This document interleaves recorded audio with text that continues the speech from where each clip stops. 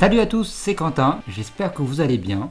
Dans cette nouvelle vidéo, nous allons voir comment créer un sommaire automatique avec InDesign. Allez, c'est parti. Avant de commencer, je vous invite à écrire l'intégralité de votre texte sur un traitement de texte, tel que Word ou encore Pages. Une fois chose faite, vous allez pouvoir ouvrir votre logiciel InDesign. Une fois que votre logiciel est ouvert, vous allez pouvoir créer un nouveau document. Pour cela, vous allez cliquer sur le bouton Créer nouveau qui se trouve en haut à gauche. Dans cette nouvelle fenêtre, nous avons différents formats. Dans notre cas, on va choisir quelque chose de basique et classique et nous allons nous rendre sur l'onglet Impression. Puis nous allons choisir donc un format A4, c'est-à-dire un format 210 par 297 mm. Une fois votre format déterminé, sur la partie de droite, vous allez pouvoir commencer et déterminer vos options. Dans un premier temps, vous allez donner un nom à votre document. Dans mon cas, je vais l'appeler sommaire. Puis ensuite, on peut réajuster ou ajuster donc les dimensions de nos documents. Dans mon cas, je vais le laisser par défaut. Si vous souhaitez changer d'unité, vous déroulez le menu et vous choisissez donc l'unité qu'il vous faut, comme des points, des picas ou encore des pouces.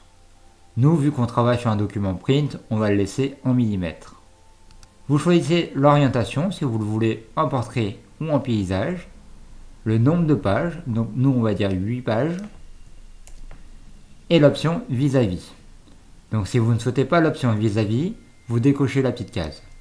InDesign vous propose donc de partir à la page 1, mais si vous souhaitez commencer à la page 3, vous n'avez plus qu'à indiquer la valeur. Vous pouvez ajouter un bloc de texte principal si vous le souhaitez en cochant la case ici. Si vous souhaitez ajouter d'autres colonnes, vous n'avez plus qu'à jouer avec les petites flèches ici pour ajouter d'autres colonnes. Sinon, vous pouvez directement entrer la valeur.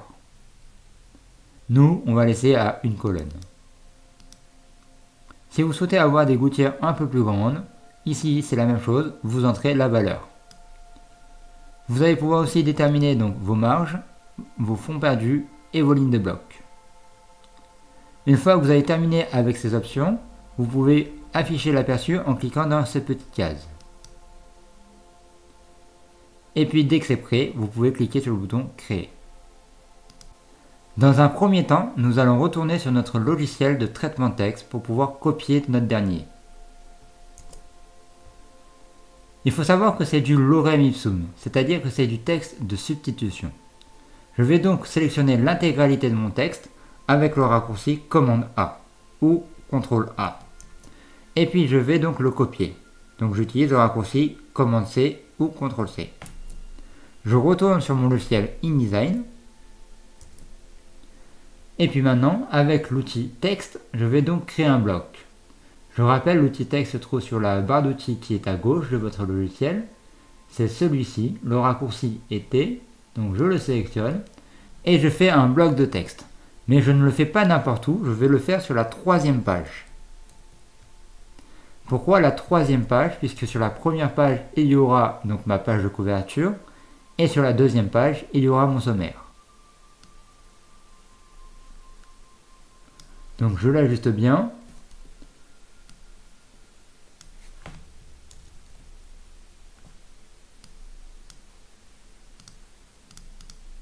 Et puis maintenant, je peux coller donc mon texte.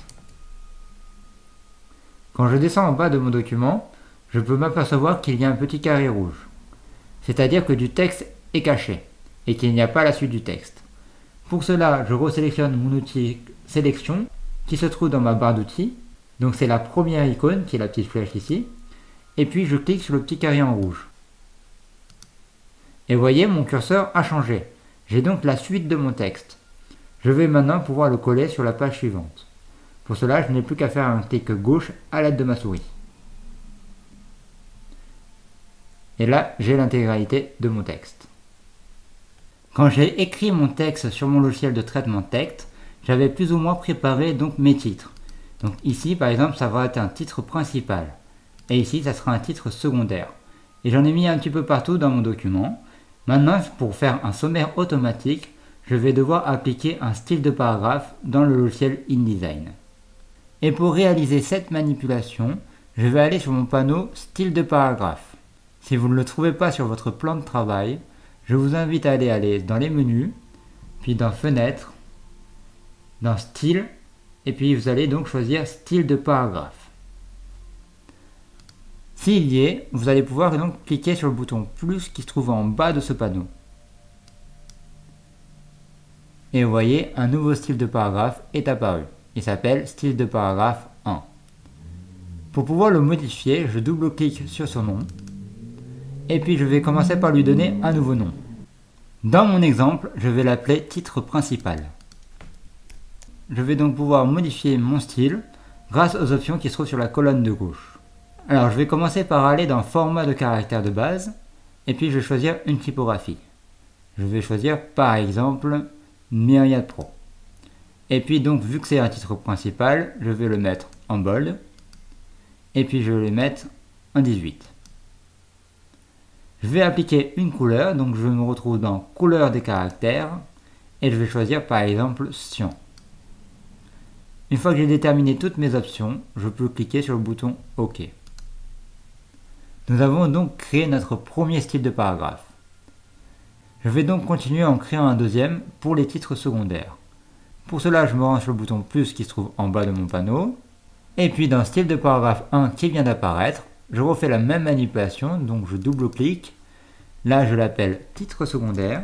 Et puis je vais donc appliquer d'après le même style, donc d'après titre principal. Je vais me placer donc dans format de caractère et je vais modifier 2-3 choses. Je vais donc modifier le style de police et je vais le passer par exemple en italique. Je vais modifier le corps et je vais le diminuer à 14. Je vais aussi changer sa couleur, donc je vais donc sur couleur des caractères et là je vais le mettre en noir. Une fois que j'ai terminé mes options, je peux cliquer sur le bouton OK. On n'oublie pas d'appliquer un style de paragraphe pour notre texte. Dans cette vidéo, nous n'allons pas le faire puisqu'on n'en a pas besoin, mais vous devez y penser. Maintenant, pour pouvoir appliquer nos styles, nous allons donc nous placer sur la première page, ou plus exactement sur la première page là où il y a du texte, et nous allons commencer par les titres principaux. On le sélectionne et on applique donc notre style en choisissant donc titre principal. Et vous voyez, mon style apparaît bien. Après, j'ai mon titre secondaire, donc là aussi je le sélectionne et j'applique donc mon style. Et je fais ça pour tous mes titres et mes sous-titres.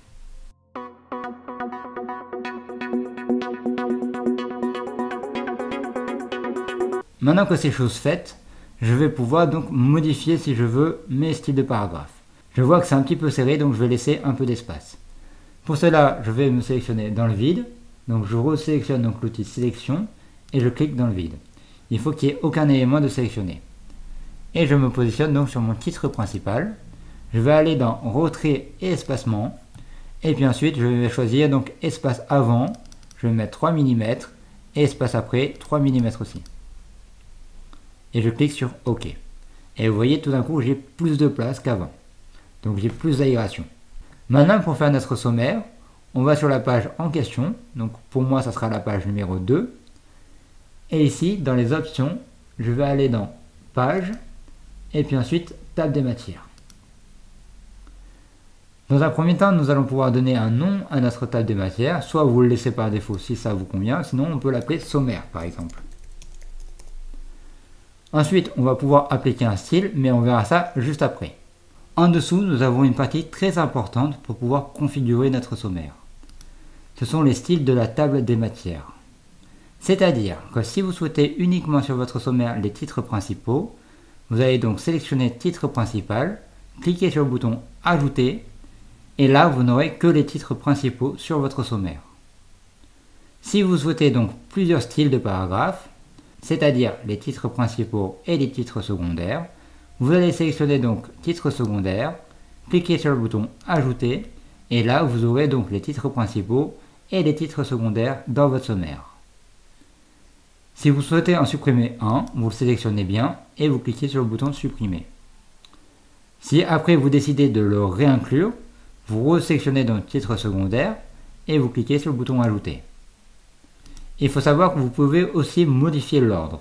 C'est-à-dire que si je souhaite passer titre secondaire devant titre principal, je sélectionne bel et bien titre secondaire que je viens placer juste en haut.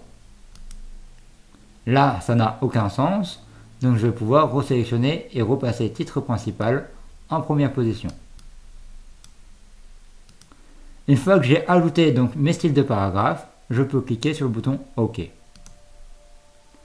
Et là, à l'aide de mon curseur, je vais me sélectionner donc sur la bonne page et je fais un clic gauche sur ma souris pour pouvoir ajouter mon sommaire.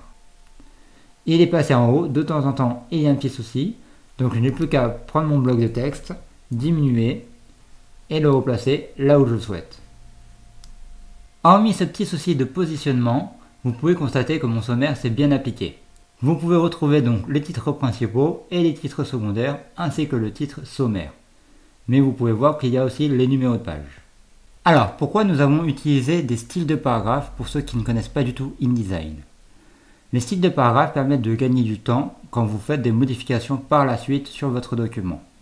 Nous allons voir un exemple tout de suite.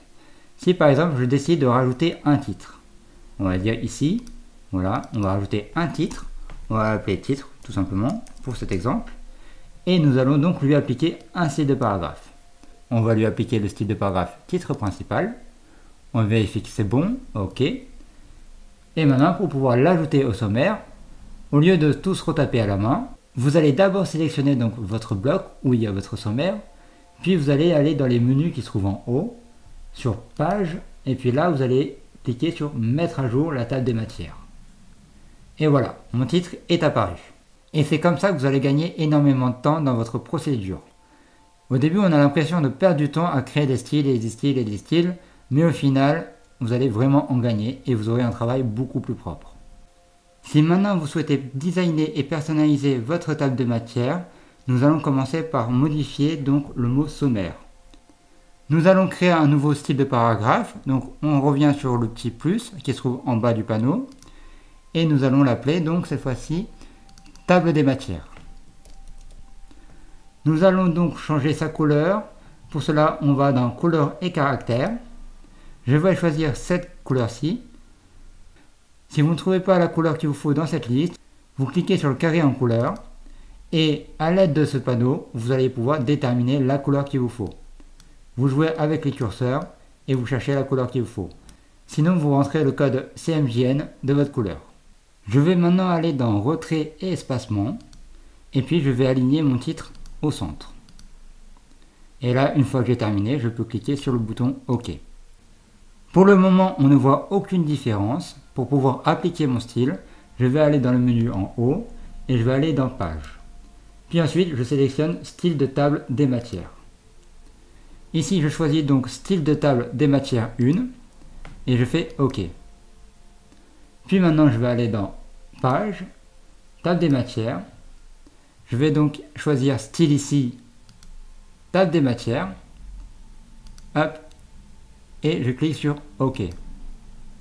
Et voilà, mon changement s'est fait. Ensuite, nous allons supprimer les numéros des pages sur les titres principaux et nous allons faire une tabulation sur les titres secondaires, ainsi l'aligner sur la droite. Nous allons commencer par aller sur les titres secondaires, donc on double-clique sur notre style de paragraphe, puis nous allons aller sur tabulation. Alors c'est un peu compliqué, je ferai une vidéo dédiée sur la tabulation, mais en fait nous allons choisir cet élément ici, et puis nous allons cliquer sur cette barre là pour appliquer une tabulation. Et vous voyez, j'ai ma tabulation qui s'est faite. Je peux cliquer sur OK une fois que c'est terminé. Je vais aller dans Page. Et ensuite, je vais aller dans Table des matières. Je vais commencer par sélectionner mon titre principal. Et ici, dans Numéro des pages, il y a marqué après l'entrée.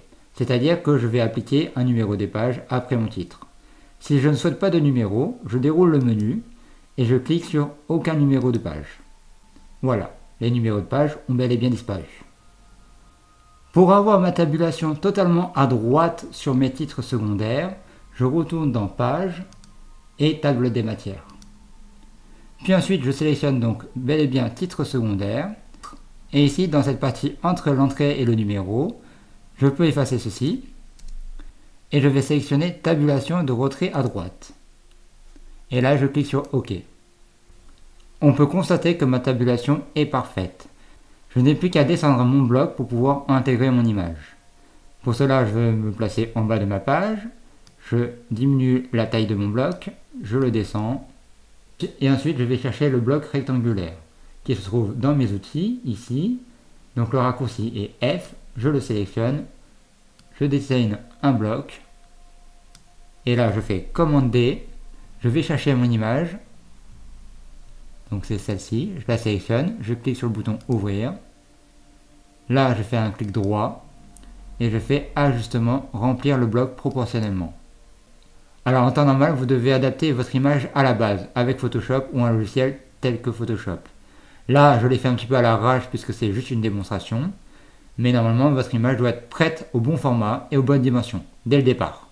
D'ailleurs, si vous êtes à la recherche de photos de qualité, ou encore mieux, des modèles tels que des magazines, des flyers, des brochures, des mock-ups, des musiques, des vidéos, Evento Element est la plateforme de référence pour trouver des fichiers parfaits pour votre projet créatif.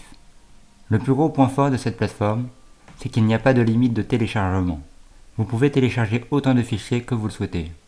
Envato vous propose un abonnement mensuel pour télécharger le contenu qui vous intéresse pour seulement 14,05 €. Je suis moi-même abonné à cette plateforme et ça me permet à la fois de gagner du temps lors de mes créations, tout en ayant une licence commerciale quand je télécharge mes fichiers. Si vous souhaitez en savoir plus, un lien est présent dans la description. C'est un lien d'affiliation qui permet de me soutenir et de continuer à réaliser des tutoriels pour vous. Donc merci de passer par mon lien d'affiliation si vous êtes intéressé et sachez que pour vous le prix ne changera pas. Voilà, nous arrivons à la fin de ce tuto, j'espère qu'il vous aura plu et aidé. Si vous n'avez pas compris la tabulation ou encore les styles de paragraphes, je ferai des vidéos dédiées là-dessus. Donc n'hésitez pas à vous abonner pour recevoir toutes les informations sur le logiciel InDesign. Et moi je vous souhaite une très belle journée, prenez soin de vous et à bientôt. Allez, salut, salut!